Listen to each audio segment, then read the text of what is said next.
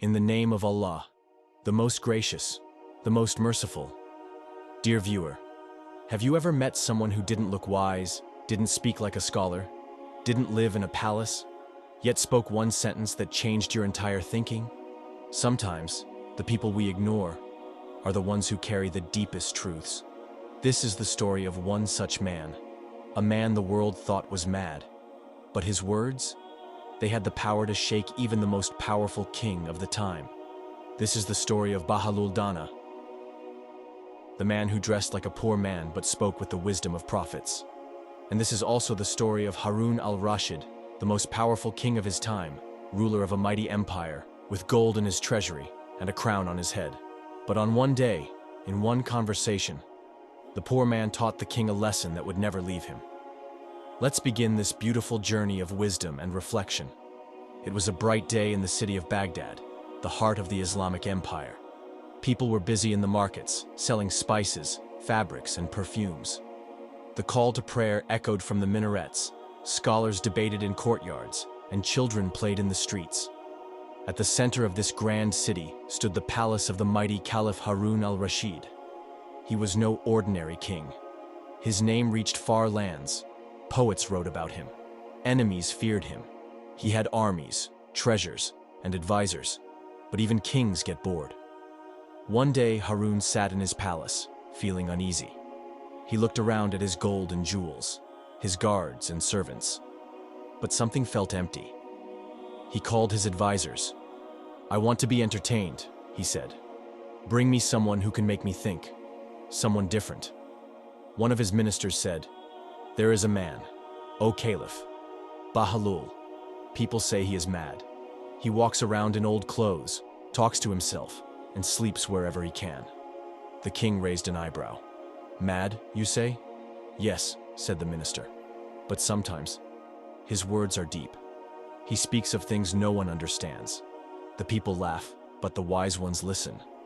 Harun smiled. "Bring him to me." A few days passed. Then, one morning, Bahalul appeared at the gates of the palace. He looked strange. He wore torn clothes, his hair was messy, his sandals were old. But his eyes sparkled with something powerful. The guards laughed when they saw him. "Is this the man the king wants to see?" Bahalul simply smiled.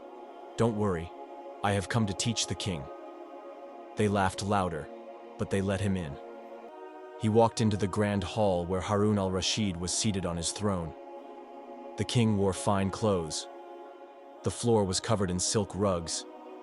The air smelled of perfume and incense. Bahalul walked in slowly, looking around. Without asking for permission, he sat on the floor. The court fell silent. The king stared at him. "You must be Bahalul," Harun said. "Yes," Bahalul replied. "And you must be the one who thinks he rules the world." The courtiers gasped. How could he speak to the king like that? But Harun laughed. "I like you already," he said. The king wanted to test Bahalul. He pulled out a golden coin from his robe and held it up. "Tell me, Bahalul," he said, "what is the value of this coin?"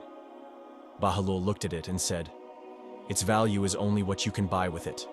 Today you might buy a robe, tomorrow bread, but in the grave, it's worthless." The king nodded. "True. But what about treasure? Gold, silver, pearls, don't they have value?" Bahalul replied, "Only to those who are blind. Real treasure is iman, faith. Real gold is a kind word, a helping hand, a prayer in the night when no one sees you." The room fell silent again. The courtiers didn't know what to say. The king leaned forward. "You speak like a wise man, Bahalul, but people say you are crazy." Bahalul smiled. "I act mad so people don't bother me, but I see the truth clearly, and that scares many." Harun wanted to test him further. He said, "Bahalul, tell me, what is the value of my kingdom?" Bahalul stood up, walked to the window and looked outside. He pointed to a tree. "O king," he said, "imagine you are walking in a desert. No water. The sun is burning. You are about to faint. Suddenly, a man appears with one glass of water. He turned back to Harun. And he says, "Give me half your kingdom, and I'll give you this water." Would you give it? Harun thought for a moment. If I was dying of thirst? Yes, I would. Bahalul nodded. Now imagine, after drinking that water, your body cannot pass it. You are in pain. You are suffering. A doctor comes and says, "Give me the rest of your kingdom, and I'll cure you." Would you give it? Harun said, "Of course. What use is a kingdom if I'm dying?" Bahalul smiled. Then remember this. Your kingdom is worth no more than a glass of water and the ability to relieve yourself. So don't be proud of it. Be thankful. And be humble. The hall was silent again. Some began to cry. Even the king's eyes were wet. The next day, the king disguised himself and went to the streets of Baghdad. He wanted to see Bahalul in his real environment. He found him sitting by a wall, feeding some birds. The king sat beside him. "You feed the birds, Bahalul?" Bahalul said, "Yes." "They remember Allah more than many humans." The king smiled. "You live simply." Bahalul replied, "Because this world is temporary. Why build a palace in a hotel? I build my palace in Jannah." Harun asked, "Do you not wish for wealth?" "Comfort." Bahalul said, "Wealth without piety is a test. Comfort without contentment is a curse. I have little, but I am rich." The king lowered his head. "You speak the truth." One day, Bahalul invited the king to walk with him. He took him to a graveyard. They walked silently among the graves. Bahalul stopped and said, "O king, all these people were once like you. Some were rich, some were rulers, some were poor." He pointed to a broken grave. "Here lies a man who was once powerful. His words moved armies. Now, no one remembers his voice." He pointed to another. "This woman used to wear fine clothes. People praised her beauty. Now, only worms know her face." He looked at Harun. "This is where we are all going, O king. What will you take with you?" The king stood silently. His heart trembled. He whispered, "Only my deeds." Bahalul nodded. "Then work for them, before the day comes when no one can help you. Not your ministers, not your money, not even your crown." The next time they met, Bahalul brought a mirror. He gave it to Harun and said, "Look." The king looked at himself. Bahalul said, "What do you see?" "My face," said Harun. "Is it clean?" asked Bahalul. "Yes." Bahalul said, "Good. Now close your eyes. What do you see?" "Nothing." "Now look into your heart," Bahalul said. "What do you see there?" The king paused. "I see pride, desire, fear, and some good, I hope." Bahalul smiled. "That's what matters, O king. The face you wash every day. But the heart? That is what Allah looks at. Clean it, polish it, let it shine." Day by day, the king changed. He started praying more. He gave more in charity. He listened to the poor, helped the weak, respected the scholars. He said to his ministers, "Bahalul taught me what no book ever did, the truth of this world and the value of the next." One minister asked, "Is Bahalul a saint?"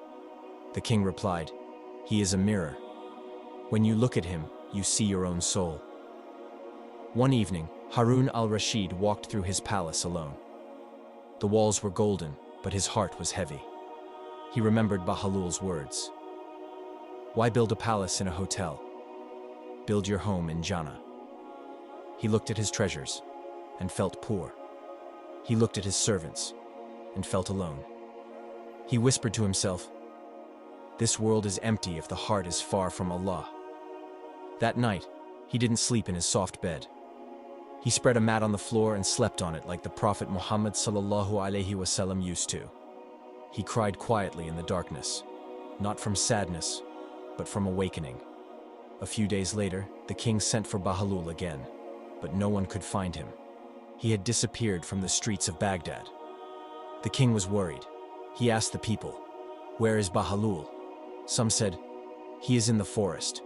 Some said, "He left the city." Others said, "He comes only when Allah wills." Harun sent riders to search for him. Weeks passed.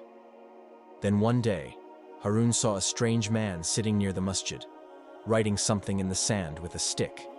It was Bahalul. "Where have you been?" asked the king.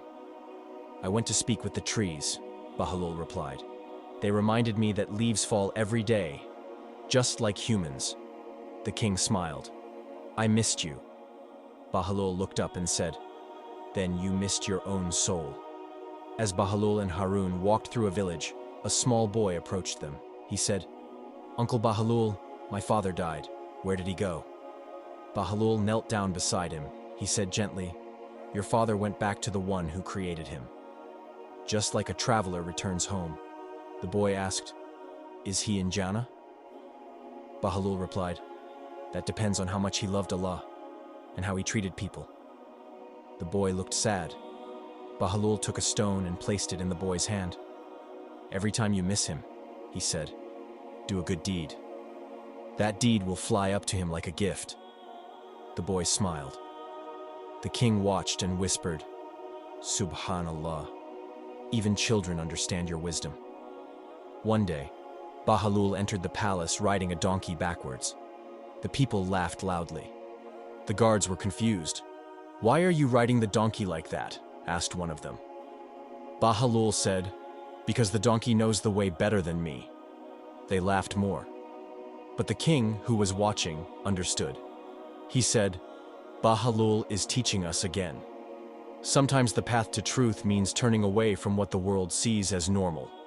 Bahalul added, And sometimes when everyone is rushing forward, the wise ones stop and turn around. One night, Bahalul and Harun sat on the roof of the palace. The stars twinkled above them. Bahalul looked up and said, O king, do you see those stars? Yes, said Harun. They shine without gold. They guide people in the dark. They don't fight for attention. He turned to Harun.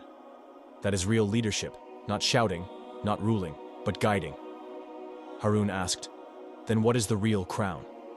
Bahalul replied, Taqwa, fear of Allah. Whoever wears it becomes king in Allah's eyes. Years passed. Bahalul grew older. His hair turned white. His voice grew softer, but his wisdom remained sharp. One morning, the people found him lying peacefully under a tree. He had returned to his Lord. The whole city wept. Even the rich and powerful walked barefoot to his grave. The king himself came, with no crown, no sword, only tears in his eyes. He whispered, You taught me more than all my advisors. May Allah have mercy on you.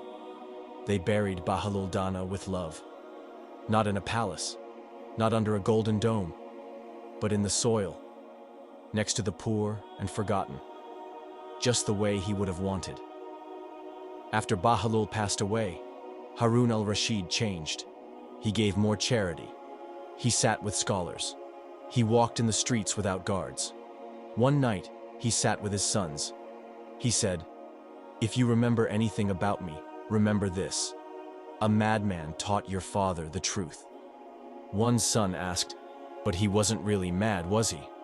Harun smiled. Number. He was awake in a world that sleeps. The other son asked, What did he teach you most? Harun said, That this world is like a dream, and death is the morning when we wake up. Final reflection, what we learn. Dear listener, Bahalul Dana might have been poor, he might have looked strange, but his heart was rich, and his wisdom, timeless. He taught the most powerful king that gold means nothing without piety, that the grave waits for everyone, king or beggar, that true richness is in the remembrance of Allah, that true leadership is in humility, and that true success is Jannah. So ask yourself, do I chase the world more than I chase my hereafter? Do I polish my face more than my heart? Do I live like this life is permanent? Or do I prepare for the eternal one? Let Bahalul Dana live in your heart. Let his wisdom guide your steps. Speak kind words, pray with focus, help the poor, and remember, even if the world sees you as nothing, you are everything in the eyes of Allah, if your heart is sincere. If this story touched your heart, don't let it stop here. Share it, reflect on it, and live by it. Because wisdom is a gift, and sharing it multiplies the reward. May Allah guide us all. May we live like Bahalul. And may we meet him in Jannah, inshallah. Ameen. Assalamu alaikum wa rahmatullahi wa barakatuh.